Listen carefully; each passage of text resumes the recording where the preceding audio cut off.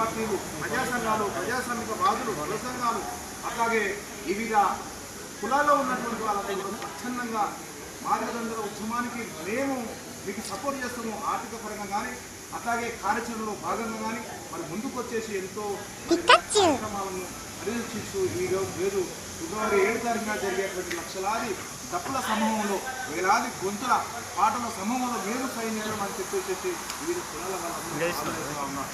అట్లాగే ఈరోజు సిద్దిపేట పరిధిలో ఉన్నటువంటి మా మధ్యలో ఎలాంటి తారతమ్యాలు లేవు, ఎలాంటి విభేదాలు లేవు. మా అన్న మందకృష్ణ మాదిగన్న గారిని ఎవరు ఏదన్నా మేము ఒక సైనికుల యొక్క రక్షణ కవచంలో కాపాడుకుంటూ ఈ జీవితం కొనసాగిస్తూ ఉన్నాం. మేమందరం కూడా మాదిగ దండోరగా ఎక్కడనో ఏర్పాటు ఉంది, అది విడిపోయింది అనేటువంటి ఆలోచన మీరు మానుకోండి. కలిసి మమేకమై ఈ జాతి రక్షణ కోసం, ఈ జాతి వృద్ధుల కోసం పనిచేస్తాము. మరి ఫిబ్రవరి 7 తారీఖు నాడు ఏ పిలుపు అయితే ఉందో ఆ పిలుపు ప్రతి గ్రామాల నుంచి వెళ్ళి లక్షల డప్పులు మనము మోగించవలసిన అవసరం ఉంది.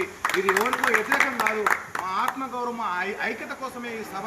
మరి ఎస్సీ వర్గీకరణ ఎట్లాగూ సుప్రీంకోర్టు ఇచ్చినటువంటి తీర్పును మరి గౌరవిస్తూనే మనం అందరం ఒక ఐక్యతగా ఈ రాష్ట్రంలో చాటింపు చేయవలసిన అవసరం ఉంటుందని తెలియజేస్తూ, మరి అన్నగారు మరి సిద్దిపేట పరిసర ప్రాంతంలో మన పొలిట్ బ్యూరో సభ్యులు చాలామంది పొద్దున్నే మరి అన్నగారికి కలవాలని, డిస్కషన్ పెట్టాలని రాష్ట్ర కమిటీ మరి ఈరోజు సోమాజిగూడ ప్రెస్ క్లబ్లో మీటింగ్ ఉన్నా, అక్కడ జిల్లా అధ్యక్షులు వాళ్ళందరూ ఉన్నా, మరి మనందరం ఇక్కడికి రాగానే మరి ఆయన కూడా ప్రోగ్రాము సిద్దిపేటలో భారీ ఎత్తున కార్యక్రమం జరుగుతూ ఉంది. మరి టైం తొందరగా లేదు కనుక మనం అందరం కూడా అన్నగారు చెప్పేటువంటి విషయాలు విని మనం ఎక్కడికక్కడ మనం ఆ కార్యక్రమంలో పాల్పంచుకొని మరి ఫిబ్రవరి 7 తారీఖు నాడు బ్రహ్మాండమైనటువంటి కార్యాచరణ మాదిగలంటే చూడండి వాళ్ళని చూసి నేర్చుకోవాలని చెప్పి ఇప్పటికే అనుకుంటా ఉన్నారు.